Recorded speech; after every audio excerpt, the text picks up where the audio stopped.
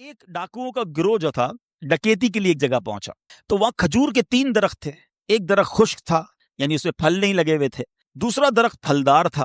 تو ڈاکوؤں کا سردار نے دیکھا کہ ایک چڑیا جو ہے وہ پھلدار درخت سے اڑتی ہے, خشک درخت پر جاتی ہے, واپس پھلدار درخت پہ آتی ہے, پھر خشک درخت پر جاتی ہے. تو اس نے کہا چکر لگائی جا رہی ہے, کوئی ماجرا ہے. تو اس نے غور سے دیکھا تو کیا دیکھا کہ وہ چڑیا جو ہے وہ پھلدار درخت سے جو ہے وہ کھجور لیتی ہے, اور جب خشک درخت پر جاتی ہے تو وہاں ایک اندھا سانپ منہ کھولے بیٹھا ہے. وہ چڑیا جا کر اس کے منہ میں کھجور ڈال کے آتی ہے, پھر دوبارہ جاتی ہے کھجور لا کر پھر اس سانپ کے منہ میں ڈالتی ہے. وہ جب ڈاکوؤں نے دیکھا تو وہ تو حیران ہو گیا, رونے لگ گیا کہ اے اللہ پاک, یہ وہ جانور ہے سانپ جس کو مارنے کا حکم تیرے پیارے حبیب علیہ الصلوۃ والسلام نے دیا ہے, کیونکہ یہ مسلمانوں کو تکلیف پہنچاتا ہے. مگر تو نے جب اس کی آنکھیں لی تو اس کی رزق کا انتظام کر دیا اور ایک چڑیا کی ڈیوٹی لگا دی کہ وہ جا کر اس کو کھانا پہنچائے. تو میں تو اشرف المخلوقات ہوں, میں تیرے بندوں کو لوٹ رہا ہوں, اے اللہ تو میری توبہ قبول فرما, میں آئندہ ایسا نہیں کروں گا. یہ رونے لگا. اب یہ سوچ رہا ہے سبحان اللہ. تو اللہ اکبر, غیب سے آواز آئی کہ اے فلاں میری توبہ کا دروازہ کھلا ہوا ہے. ڈاکو کہتا ہے یا اللہ میں نے توبہ کی. پھر غیب سے آواز آئی ہم نے تیری توبہ قبول کر لی. اچھا, جب اس نے توبہ کی تو اس کے سارے ساتھی سن رہے تھے.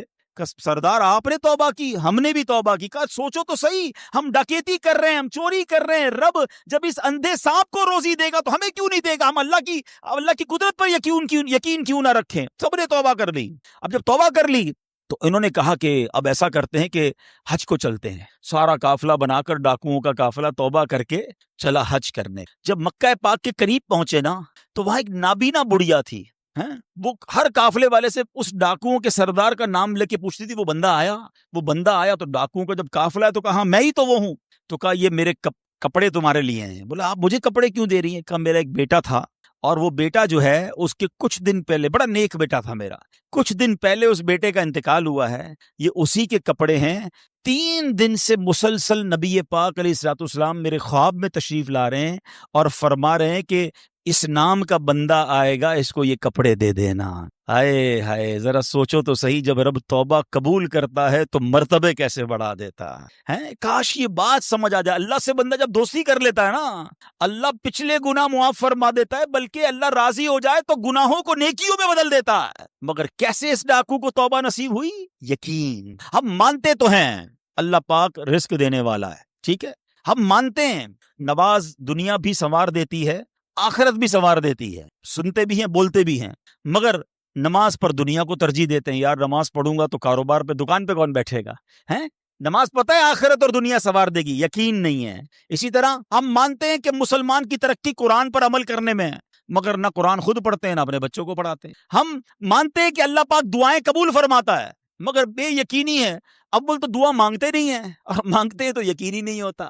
اب یقین کریں, علماء نے لکھا ہے کہ جو بندہ بغیر یقین کے ساتھ دعا مانگتا ہے نا, اس کی دعا قبول ہی نہیں ہوتی ہے. یعنی مثال دیتا ہوں, آپ بیمار ہیں یا پریشان ہیں یا کوئی مشکل میں ہیں, دعا کرتے ہوئے یہ خیال آ رہا ہے یار مسئلہ حل ہونا تو نہیں ہے, چلو پھر بھی مانگ لیتے ہیں. علماء کہتے حل ہی نہیں ہونا ہے, تمہیں رب پر ہی بھروسہ نہیں ہے. اب مثال دیتا ہوں اس کو ایک بلا تمثیل.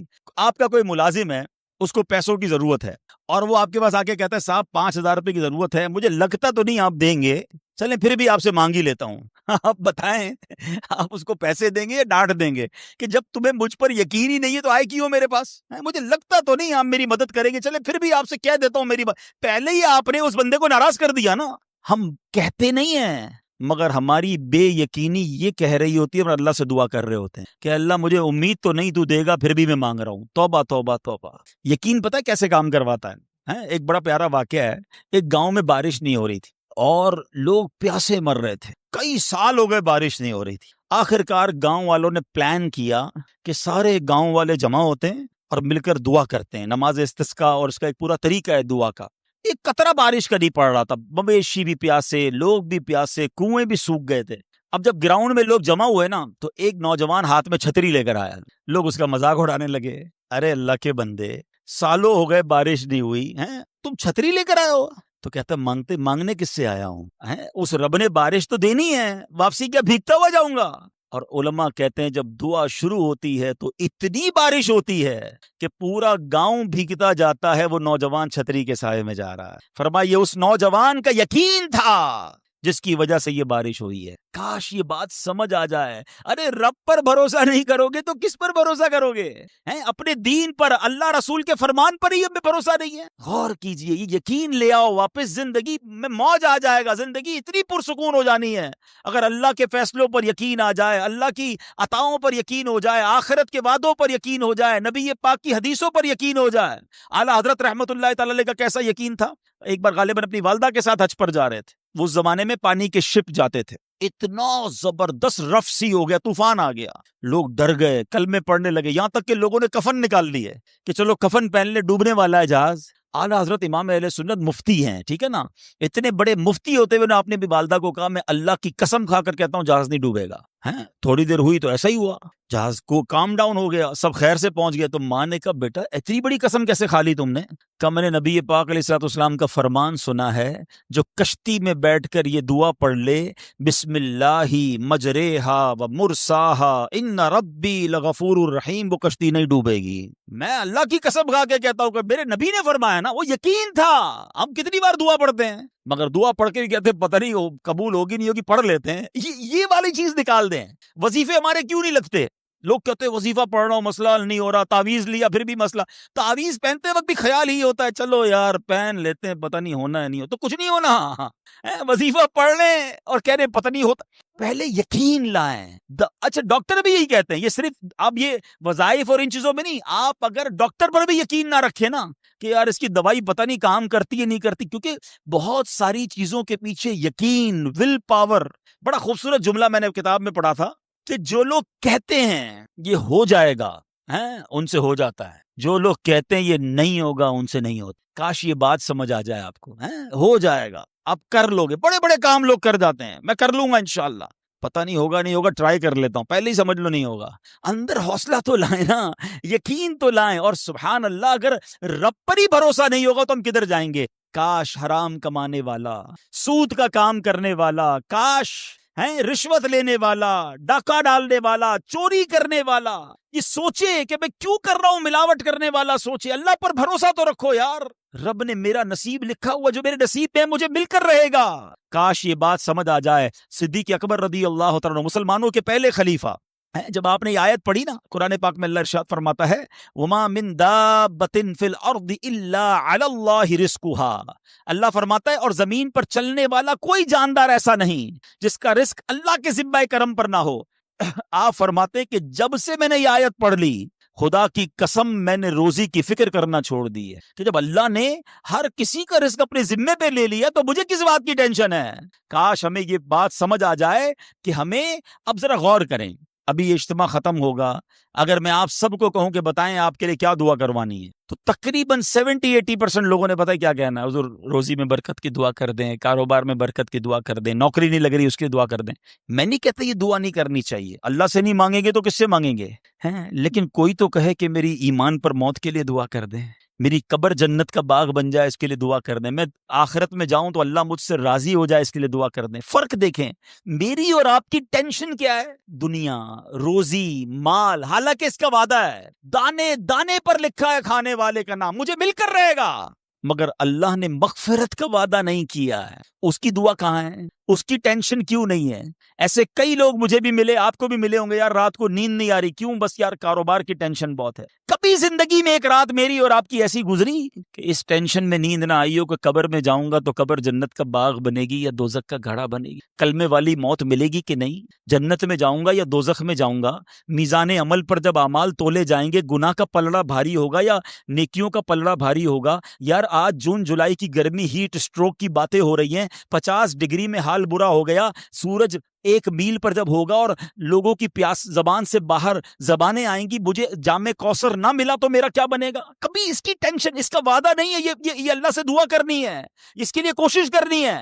ساری زندگی ایک ہی ٹینشن، چھوٹا گھر ہے تو بڑا کرنا ہے، کاروبار کو وسیع کرنا ہے، اور آمدنی، اور میں نہیں کہتا دعا نہ کریں، کوشش نہ کریں، خدا نہ خواستہ اس کا کوئی یہ مطلب نہ لے کہ چلو بھائی اب تو اللہ نے اپنے ذمہ کرم پر لے لیا تو اب کوئی کام کاج نہیں کرنا. نہیں، دنیا عالم اسباب ہے، اسباب کا کشکول لے کر بارگاہ الہی میں جانا ہے اور توکل والے انداز میں دعا کرنی ہے، تو اپنی رحمت کے سمندر سے ہمارے اسباب کے کشکول میں وہ ہماری روزی عطا فرمائے گا. اسباب اختیار ضرور کرنے، مگر اسی فکر میں زندگی تو برباد نہ کر دینا کہ سارا صبح سے لے کر شام تک ایک ہی ٹینشن.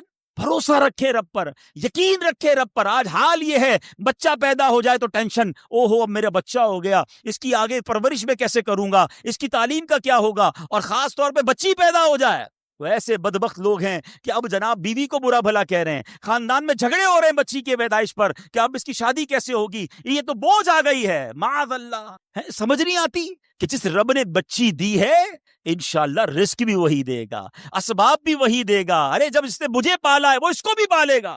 کیا خوبصورت بات علماء نے لکھی، جو رب ہاتھی کو من اور چونٹی کو کن دے سکتا ہے وہ مجھے بھی میرا رزق عطا فرمائے. آپ ذرا سوچے تو صحیح، کس کس کو رزق دیتا ہے. حدیث پاک کا مضمون ہے تم اللہ پر بھروسہ کرو، جیسا بھروسہ کرنے کا حق ہے وہ تمہیں ایسے روزی دے گا جیسے پرندوں کو روزی دیتا ہے. پرندوں کو سمجھتے کتنی کیسے روزی ملتی ہے؟ کبھی گھونسلے دیکھے پرندوں کے؟ اچھا پہلے تو یہی نہیں پتا، کراچی والوں کو تو پرندے دیکھنے کو نہیں ملتے. ہم نے درخت کاٹ کے پورا شہری کنکریٹ کا جنگل بنا دیا.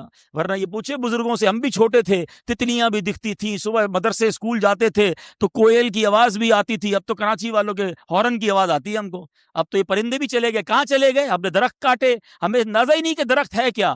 آج گاڑی پارک کرنے کے لیے ہر بندہ درخت کا سایہ ڈھونڈ رہا ہے مگر درخت لگاتا نہیں ہے. کاش یہ بات سمجھ آ جائے کہ جتنے درخت لگتے جائیں گے شہر یا ملک خوشگوار بھی ہوگا، موسم بھی کول ڈاؤن ہو جائے گا. تو اب ذرا سوچیں کہ ہمیں یہ بات سمجھنی ہے کہ یہ گھونسلے، یہ جو حدیث میں سنا رہا تھا، بات کہاں سے چلی کہ اللہ پرندوں کو کیسے رزق دیتا ہے. آپ کو پتا پرندے کتنے؟ ایک تحقیق کے مطابق اس دنیا میں جتنے انسان ہوتے ہیں نا، ملٹی پلائی بائی 10 جانور ہوتے ہیں. اگر 800 کروڑ انسان ہیں، 8 ارب کے قریب آبادی ہو گئی دنیا کی، 800 کروڑ، 8 ارب، تو بتا آپ سمجھو کہ 80 ارب جانور ہیں دنیا میں. اور کہا جاتا ہے ملٹی پلائی بائی 10 کریں اس کو تو اتنے پرندے ہوتے ہیں. یعنی اس کا مطلب 800 ارب کم و بیش پرندے ہیں دنیا میں. آپ نے پرندوں کے گھونسلے دیکھے کبھی؟ یہ جب گھر سے صبح اڑتے ہیں نا اپنے گھونسلے سے، سب کے پیٹ خالی ہوتے ہیں. گھونسلے میں کوئی کبڈ نہیں ہوتی ہے، کوئی شام کا دوسرے دن کا چارہ نہیں ہوتا ہے، بچے چھوٹے چھوٹے چھوڑ کر جاتے ہیں. مگر یہ 800 ارب پرندے جب شام کو گھونسلے میں آتے ہیں اللہ سب کو رزق دے چکا ہوتا ہے. کوئی پرندہ دنیا میں بھوکا نہیں سوتا. کیا خوبصورت بات. سمجھو اس کا مزہ لو نا. رب ہاتھی کو من دیتا ہے، اس کو ہاتھی کو کتنا کھانا چاہیے؟ دنیا میں کتنے ہاتھی ہوں گے؟ اس کو روز کے منو کھانا مل جاتا ہے. اور چونٹی کو کن چاہیے ہوتا ہے چھوٹا سا، وہ رب اس کو کن بھی دے دیتا ہے. پرندوں کو روزی دے دیتا ہے. اور جو اشرف المخلوقات ہیں وہ ٹینشن کھا رہے ہیں، وہ کبھی بلڈ پریشر کی گولی، تو کبھی شوگر کی گولی، کبھی ڈاکٹر کے پاس. ٹینشن بہت ہے ڈاکٹر صاحب، 2 سال بعد کیا ہوگا، مارکیٹ ڈاؤن. ارے بھائی تب سب چیزوں کا وعدہ ہے اور تم اس ٹینشن میں رہ گئے. ارے یہ کوشش کرنی تھی تو آخرت کی کرنی تھی، اللہ کو راضی کرنے کی کرنی تھی. لیکن ان تمام باتوں کے باوجود جیسے میں نے کہا نا کہ چھوڑنا نہیں ہے کام کاج. کچھ بے وقوف لوگ یہ سمجھ رہے ہوتے ہیں ایسا نہیں ہوگا. بڑی خوبصورت ایک بات اور کر دوں کہ اللہ پر بھروسہ کیسا کرنا ہے. ایک صوفی بزرگ شیخ سعدی لکھتے ہیں کہ ایک شخص تھا، گھر سے محنت مزدوری کے لیے کام کاج کے لیے نکلا. اس نے دیکھا کہ ایک لومڑی ہے، اندھی ہے، اپاہج ہے، نہ دیکھ سکتی ہے نہ چل سکتی ہے. وہ حیران ہو گیا، ہاتھ پیر بھی نہیں، آنکھیں بھی نہیں، یہ لومڑی کھاتی کہاں سے ہے؟ چیک کرتا ہوں. تھوڑی دیر بیٹھا تو ایک شیر آیا. شیر نے کہیں سے شکار کیا تھا، اپنا شکار لومڑی کے آگے ڈال دیا. اندھی لومڑی، اس نے جو کھانا تھا کھایا، باقی شیر لے کے چلا گیا. اس نے کہا کمال ہے جناب، اپاہج لومڑی کو رب رزق دیتا ہے تو مجھے کیا ضرورت ہے نوکری کرنے کی، مجھے کیا ضرورت ہے کام کاج کرنے کی. جا کے بیٹھ گیا مسجد میں. 3 دن ذکر کرتا رہا، عبادت کرتا رہا، ایک دانہ کھانے کو نہیں ملا. اللہ اللہ اللہ اللہ کر رہا ہے. اس کے بعد جب بھوک سے بحال ہو گیا تو اللہ سے فریاد کی، یا اللہ مجھے کوئی رزق نہیں ملا. کیا شاندار ارشاد ہوتا ہے. ابھی کیسا زبردست جملہ ہے. ارشاد ہوا تو نے لومڑی دیکھی ہے، شیر نہیں دیکھا ہے. لومڑی کیوں بننا ہے؟ شیر بننا، اپنا رزق بھی کما اور دوسرے کو کھلانے والا بن جا. کچھ لوگ سمجھتے مجھے کوئی اور کھلا ہے، میرا بھائی کما رہا ہے میں گھر میں بیٹھا مزے کرتا رہا ہوں. نہیں، فرمایا ایک بلکہ واقعہ آتا ہے، ایک بزرگ کے بارے میں آتا ہے. ایک شخص گیا، کہا میں نمازیں پڑھ رہا ہوں، عبادت کرتا ہوں، میرا بھائی مجھے سپورٹ کرتا ہے، وہ روزی کماتا ہے، فرمایا تیرا بھائی تجھ سے زیادہ افضل ہے۔ اللہ کو یہ پسند ہے کہ بندہ اپنے ہاتھ سے کمائے، کسی پر ڈیپینڈیبل نہ رہے، کسی پر بوجھ نہ رہے، یہ شریعت کو محمود ہے۔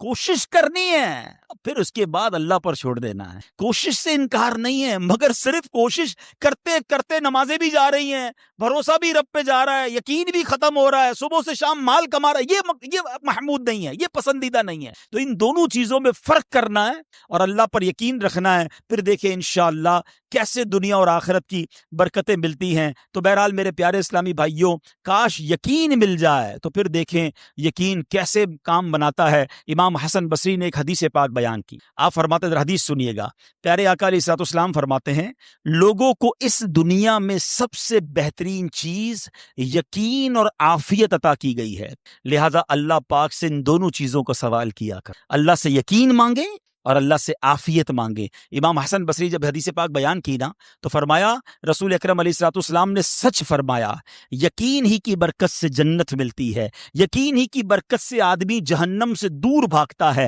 یقین ہی کی برکت سے فرائض پورے ادا کرتا ہے، یقین ہی کی برکت سے آدمی ایمان پر ثابت قدم رہتا ہے، اور عافیت میں بڑی بھلائی رکھ دی گئی ہے۔ اے کاش ہمیں یقین ملے، ہمیں عافیت ملے۔ حدیث پاک میں آتا ہے، حدیث قدسی ہے، اللہ پر کیسا بھروسہ رکھنا ہے؟ انا عند ظن عبدی بی، میں اپنے بندے کے گمان کے نزدیک ہوتا ہوں جو مجھ سے رکھے۔ مفتی احمد یار خان نعیمی اس حدیث پاک کے تحت فرماتے ہیں، یا عبد سے مراد بندہ مومن ہے، یعنی بندہ میرے بارے میں جیسا یقین رکھے گا میں ویسا ہی اس کے ساتھ معاملہ کروں۔ بس یہ سمجھ لو آج بات، میرا اللہ بہتر فرمائے گا، رب میرے لیے بہترین فیصلہ کرے گا، وہ مجھے پالنے والا ہے، میری ماں سے زیادہ چاہنے والا، یقین تو کرو نا اس پر۔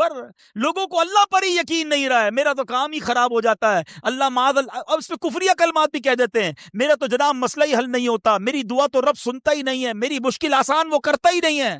تم کھڑے نہیں ہو سکو گے، تم اللہ سے بدگمان نہ رہنا۔ اللہ کرے کہ انسان یہ سمجھ جائے کہ مجھے رب پر اچھا گمان رکھنا ہے۔ شاعر کہتے ہیں نا، جو سوچتا ہوں وہی بات ہونے لگتی ہے۔ پوچھو پازیٹیو لوگوں سے، ان کے ساتھ پازیٹیو جب سوچتے ہیں پازیٹیو ہونے لگتا ہے۔ جو سوچتا ہوں وہی بات ہونے لگتی ہے، جڑا ہوا ہے زمانہ میرے گمان کے ساتھ۔ اچھا سوچو گے تمہیں اچھا ملے گا۔ اب غور فرمائیے، جب یہ ذہنی بندہ بنا لے یار سچ سے کاروبار نہیں چلتا، تو پھر آپ کو برکت کاروبار میں کیسے ملے گی؟ پہلے ہی آپ نے یقین کر لیا ہے۔